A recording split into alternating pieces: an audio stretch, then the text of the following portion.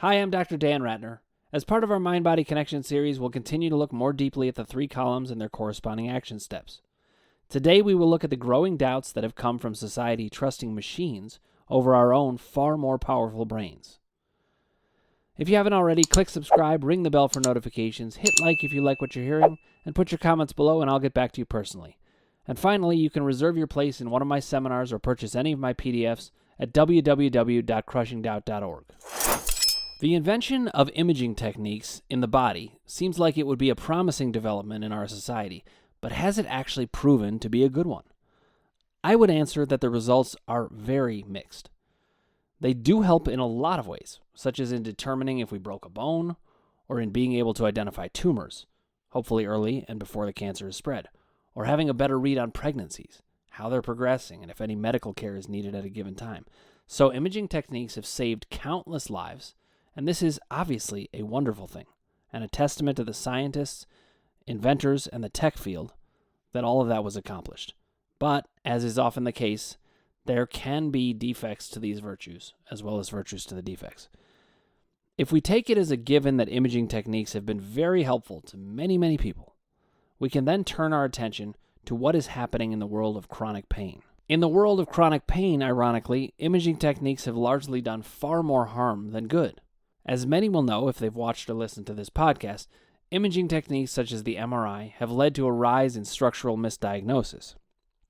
So often we hear, despite the science that goes directly against this view, but you can see it. It's right there. Well, yes, we can see it. It is right there. But that's not what is in question. That's irrelevant. Nobody's arguing that. I don't know why we're having that discussion. The question isn't, is it there? The question is, so what? It's there. So what? Just because we can see something doesn't mean we know what it is. Take, for instance, when you see someone is uncomfortable. You can recognize that something's not right. That's very clear. But what is it that's not right? Do we usually know what it is? No. If we're really being honest, usually we have no idea. The same can be said of imaging results and what we are seeing.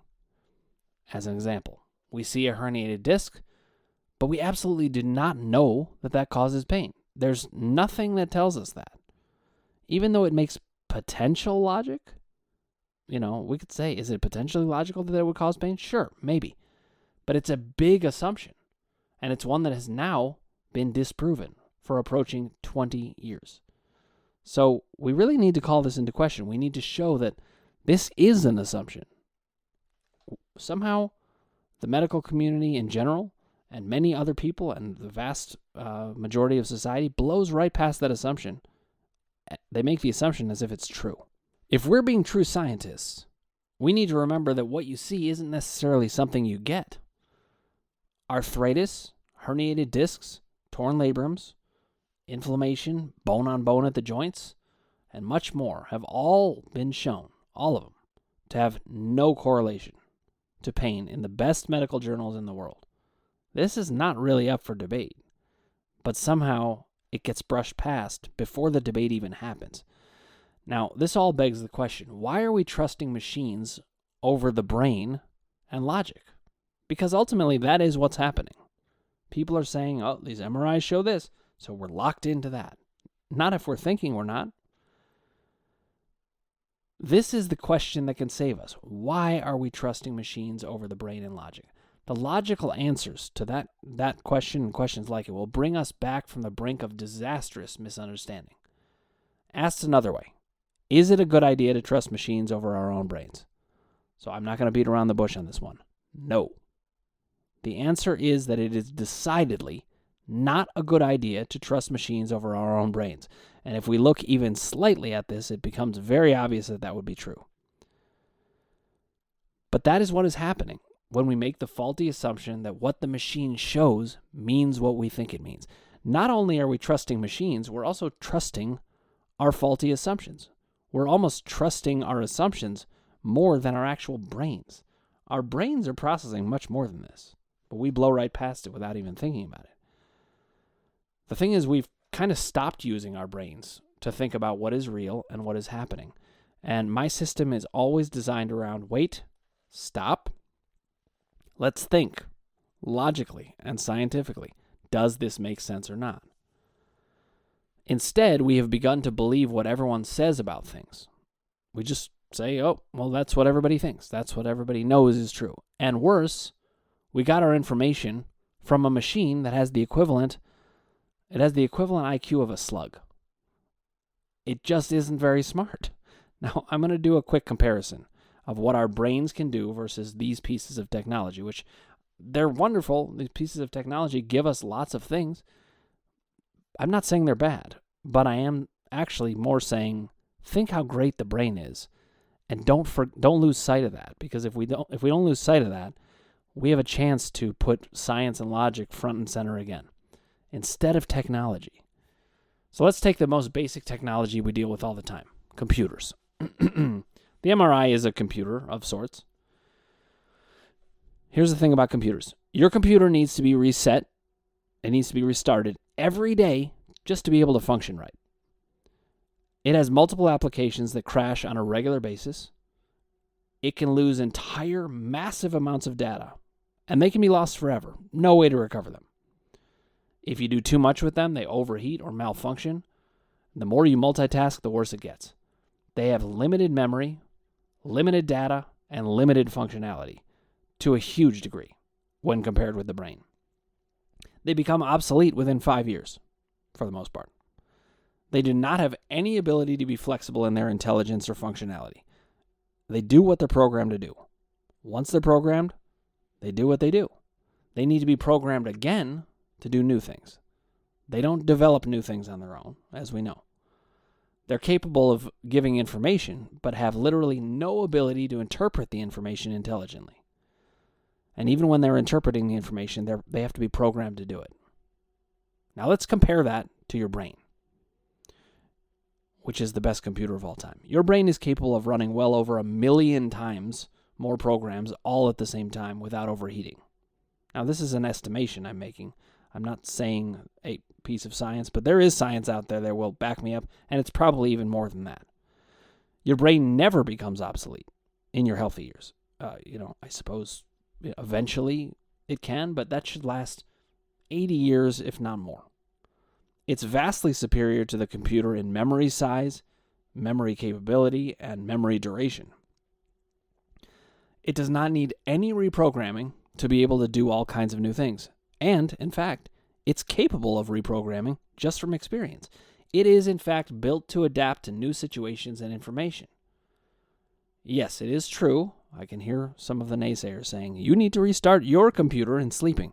That's true, but our restart is much more effective, much more efficient, and much more powerful. In your sleep, in that restart, you do things like grow, think, dream, develop, problem solve, while computers don't do much of anything when they restart. They might just pinwheel and have to get restarted again. Your brain is capable of interpretation at such a sophisticated level. You've got to think about this, that human beings have risen to the top of the evolutionary chart. We're at the top because of our brains. Make no mistakes about it. We're not the strongest creatures. We're pretty strong, but mostly it's our brains that got us there. Our brains landed a man on the moon, created some of the greatest inventions of all time, including the computer, and solved some of the most difficult problems we've ever faced in every field known to man. That's the brain. Not only that, but your brain has emotional intelligence. So it's not only functioning at the kind of intellectual level that a computer does in some way, and vastly superior so, but it even carries on the entire emotional side of things. It also has unconscious processes that keep things going no matter what. Your heart's always beating. You're always breathing. We don't have to do a thing about it. This brain keeps running, and it does it even when it's off, supposedly, when it's sleeping. Our brains are much more adaptive to injury, too. Now, I understand people will say, well, if there's a stroke, your brain isn't that adaptive. Well, compared to a computer, it's much better. Pour a glass of milk on your computer and see what happens. The thing is toast. It's done. The brain can handle much more. The brain can even change your physiology whenever it needs to or wants to. That's the nature of the mind-body process. So this is a very powerful piece of technology we have in our heads. And we're throwing away our best weapon against chronic pain when we put ourselves in the hands of technology that is so far inferior to our own brains. I sometimes laugh, actually, when people talk about the idea of the singularity, that machines will take over and run things. These machines, they'll take over and then they'll malfunction. It's nothing to worry about whatsoever. Compared to our brains, machines are laughable. We're doing the same when we put ourselves in the care of people who are willing to do the same thing with interpretations. If they're not thinking about their interpretations, they're not worth our time. And I'm sorry to say it, but that is the vast majority of people out there in these fields. I give people a lot of credit who think about things. Dr. Sarno thought about things. David Hanscom is a surgeon who stopped doing surgery because he thought about things.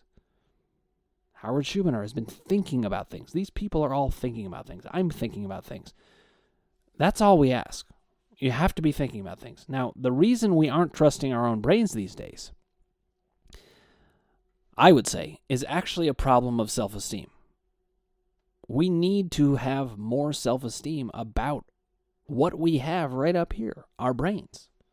Our power columns are, in general, quite low these days. We can increase our power by recognizing that we have the greatest computer of all time sitting right inside our own heads. And that is a big part of what we need to do. For whatever reason, society has moved in the direction of thinking, well, I'll just check what the group thinks. Don't do that. Be your own scientist. Trust your brain. To beat chronic pain, we must not rely on technology other than to provide data. It's okay to provide data, but if we're not going to interpret that data, if we're not going to think about it, if we're not going to use our brains to rule out things that don't make sense and rule in things that do, then the data is useless. And that's what's happening with the MRI. Our brains are the computers to analyze the data. The MRI doesn't analyze the data. It just gives data. So all it takes is science and logic and the right computer, your brain. If you haven't already, click subscribe, ring the bell for notifications, hit like if you like what you're hearing, and put your comments below and I'll get back to you personally.